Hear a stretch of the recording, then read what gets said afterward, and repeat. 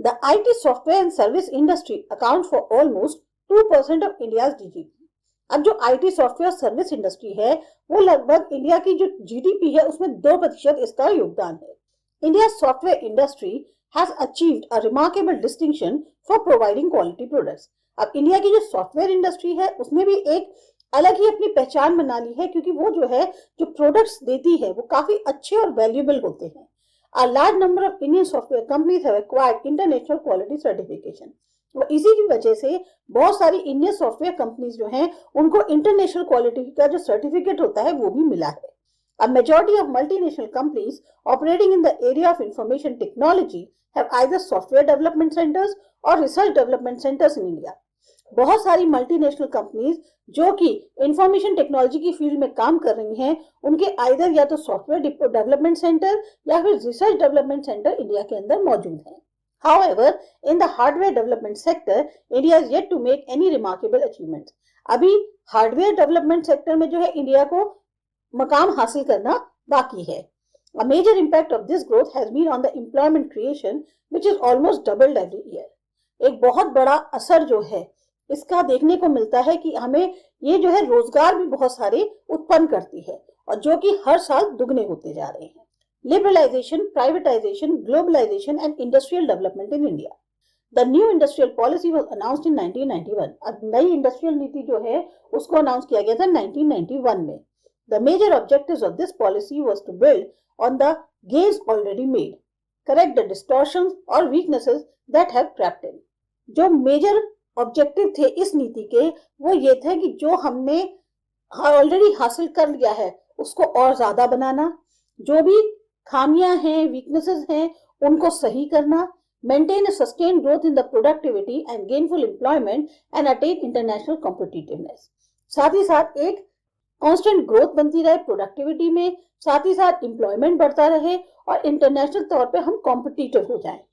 Within this policy, measures initiated are. अब कौन कौन से इस पॉलिसी के अंदर स्टेप्स लिए गए?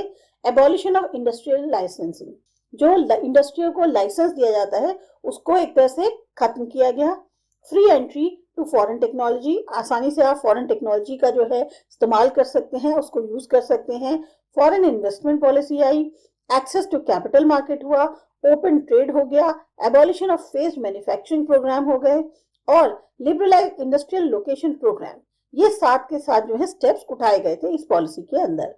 The policy has 3 main dimensions, liberalisation, privatisation and globalisation. 3 और मुख्य इनके डायमेंशंस थे जो कि है लिबरलाइजेशन, प्राइवेटाइजेशन और globalisation. The industrial licensing system has been abolished for all except 6 industries related to security, strategic और environmental concerns. जो इंडस्ट्री का लाइसेंसिंग सिस्टम है वो एक तरह से खत्म कर दिया गया है सिवाय 6 इंडस्ट्रीज को छोड़ के जो कि सिक्योरिटी, स्ट्रैटेजी और एनवायरनमेंट से संबंधित हैं.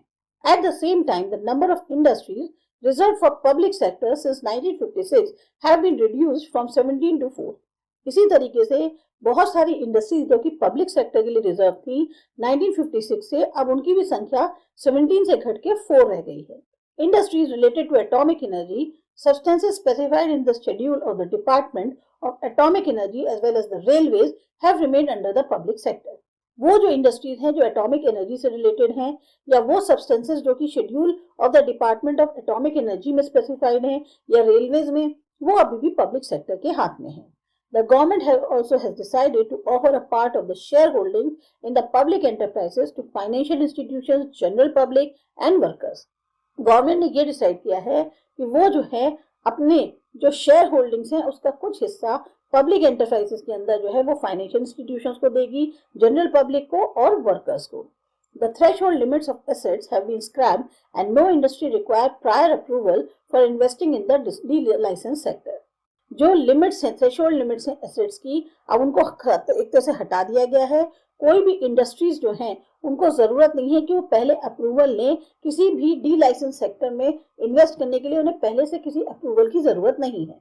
दे only need to submit a memorandum in the prescribed format. उनको बस एक मेमोरेंडम सबमिट करना होता है जो कि एक स्टैंडर्ड फॉर्मेट में है उसके अंदर. In the new industrial policy, foreign direct investment has been seen as a supplement to the domestic investment for achieving a higher level of economic development. ये जो नई इंडस्ट्रियल पॉलिसी आई इसकी वजह से जो फॉरेन डायरेक्ट इन्वेस्टमेंट है उसको हम एक सप्लीमेंट के तौर पे देख रहे हैं जो डोमेस्टिक इन्वेस्टमेंट होता है उसके लिए, ताकि ज्यादा से ज्यादा लेवल जो है हम इकोनॉमिक डेवलपमेंट का अचीव कर पाए। FDI benefits the domestic industry as well as the consumers by providing technological upgradation, access to global managerial skills and practices, optimum use of natural and human resources, etc. जो foreign direct investment होता है उससे जो हमारी घरेलू industries होती हैं उनको बहुत फायदा होता है, साथ ही साथ जो कंज्यूमर्स यानी उपभोक्ता हैं उनको फायदा होता है, क्योंकि हम टेक्नोलॉजी वाइज थोड़ा सा अपग्रेड हो जाते हैं, हमारी पहुंच जो है जो ग्लोबल मैनेजर स्किल्स हैं, प्रैक्टिसेस हैं उन तक हो जाती है, ज्यादा से ज्यादा जो है हम नेचुरल और ह्यूमन रिसोर्सेज का सही इस्तेमाल कर पाते हैं। Keeping all this in mind, foreign investment have been liberalized and the government has permitted access to an automatic route for foreign direct investment. इन सब चीजों को ध्यान में रखते हुए फॉरेन इन्वेस्टमेंट में जो है थोड़ा सी छूट दी गई है और गवर्नमेंट ने जो है एक तरह से अलाउ कर दिया है कि जो ऑटोमेटिक रूट है फॉरेन डायरेक्ट इन्वेस्टमेंट का उसकी पहुंच तक। The government has also announced changes in the industrial location policies. अब गवर्नमेंट ने जो है इंडस्ट्री की जो लोकेशन पॉलिसीज हैं उनमें भी कुछ बदलाव किए हैं। इंडस्ट्रीज आर डिस्करेज इन और very close to large cities due to environmental reason. Industries को ये बढ़ावा नहीं दिया जा रहा कि आप इंडस्ट्रीज जो है बड़े बड़े शहरों में बिल्कुल पास पास खोल लें, क्योंकि जो पर्यावरण है उसको भी ध्यान में रखना है।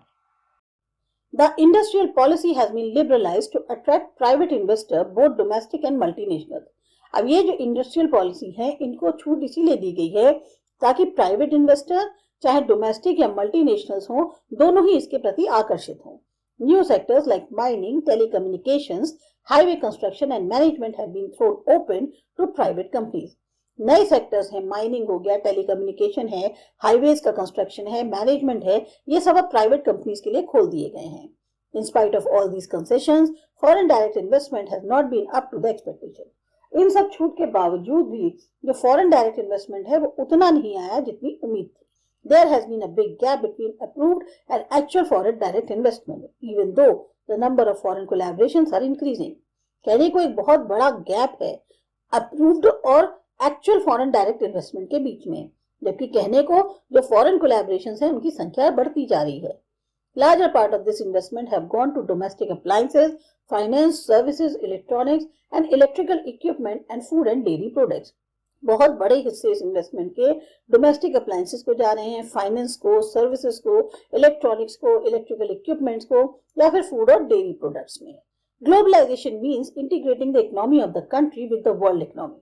हम एक तरह से जो ग्लोबलाइजेशन है वो क्या है, जो हमारी भारत की इकोनॉमी है वो वर्ल्ड की इकोनॉमी के एक तरह से अकॉर्डिंगली ही चल रही है। Under this process goods and services along with the capital, labour and resources can move freely from one nation to another. इस प्रक्रिया के अनुसार चाहे गुड्स हो, सर्विसेज हो, इसके अलावा कैपिटल है, लेबर है, रिसोर्सेज है, फ्रीली एक नेशन से दूसरी नेशन में जा सकते हैं। The thrust of globalization has been to increase the domestic and external competition through extensive application of market mechanism and facilitating dynamic relationship with the foreign investors and suppliers of technology. ये जो globalisation है इसका जो force है वो इसीलिए जो है बढ़ाया जा रहा है ताकि जो डोमेस्टिक और एक्सटर्नल कंपटीशन है बहुत ज्यादा जो इस्तेमाल हो रहा है मार्केट मैकेनिज्म का या डायनेमिक रिलेशनशिप को बढ़ाने के लिए फॉरेन इन्वेस्टर्स या जो सप्लायर्स है टेक्नोलॉजी की उसके लिए, तभी ये जो है ग्लोबलाइजेशन को और ज्यादा बढ़ावा दिया जाता है। In Indian context, this implies opening of economy to foreign direct investment by providing facilities to foreign companies to invest in different fields of economic activities of India. सबसे पहले जो है इकोनॉमी का ओपन करना फॉरेन डायरेक्ट इन्वेस्टमेंट के लिए, कैसे सुविधा देकर फॉरेन कंपनीज को कि वो इन्वेस्ट कर सके जो अलग अलग इकोनॉमिक एक्टिविटीज इंडिया में होती हैं उसके लिए। Removing restrictions and obstacles to the entry of multinational companies in India. साथ ही साथ जो ऑब्स्टिकल्स हैं, हिंड्रेंसेस हैं कि मल्टीनेशनल कंपनीज इंडिया में ना आए, वो सब भी हटा दी गई हैं। Allowing Indian companies to enter into foreign collaboration in India and also encouraging them to set up joint ventures abroad.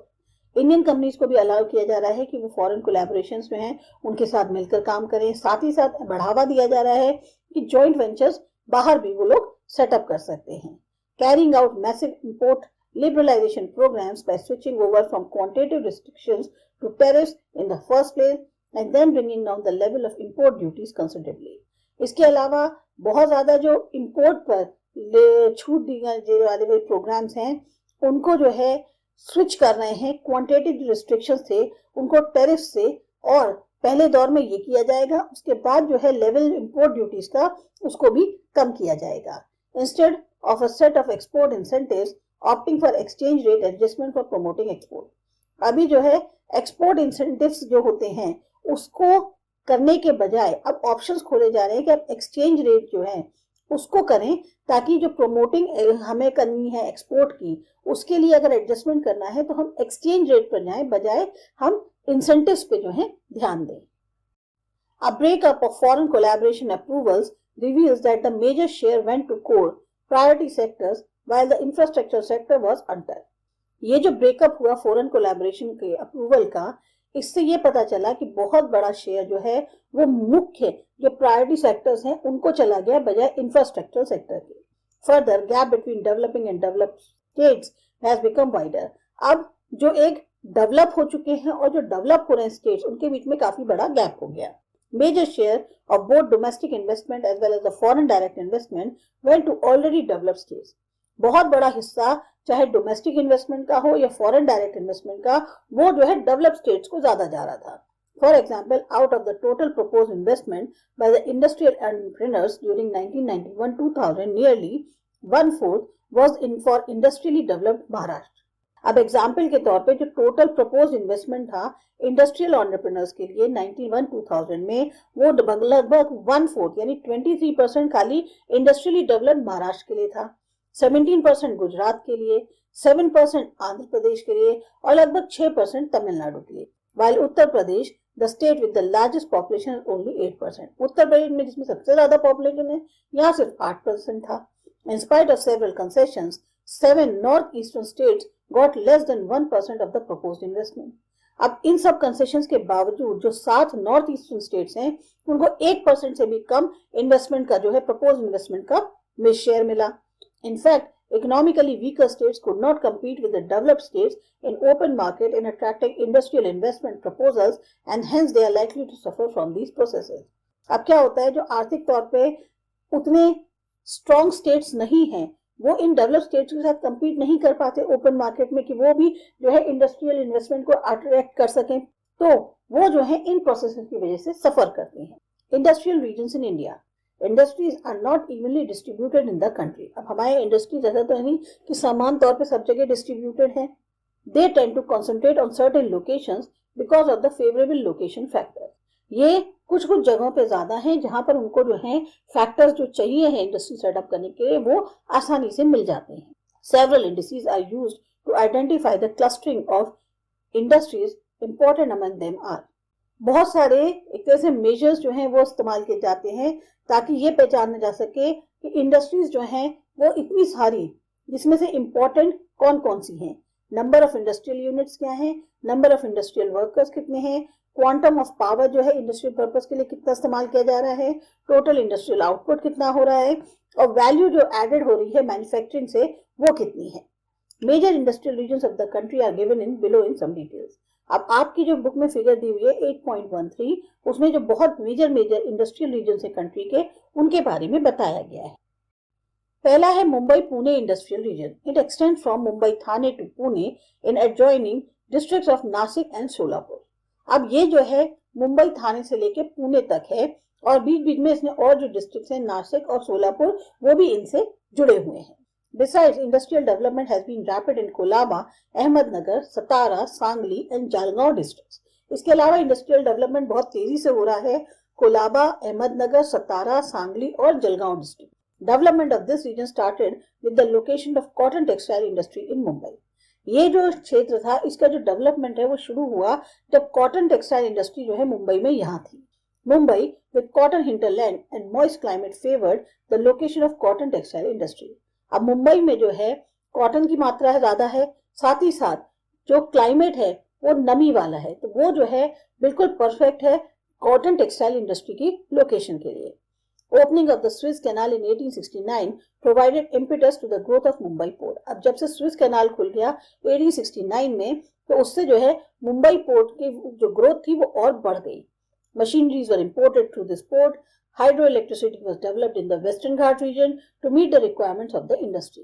Machineries जो है वो इस पोर्ट के थ्रू इंपोर्ट हो रही थी। साथ ही साथ जो हाइड्रो इलेक्ट्रिसिटी है वो वेस्टर्न घाट्स में डेवलप करी गई ताकि यहाँ की जो इंडस्ट्री की रिक्वायरमेंट है उनको पूरा किया जा सके। With the development of the cotton textile industry, chemical industry also develop. अब जब कॉटन टेक्सटाइल इंडस्ट्री डेवलप हुई, धीरे धीरे यहाँ पर केमिकल इंडस्ट्री भी डेवलप हो गई।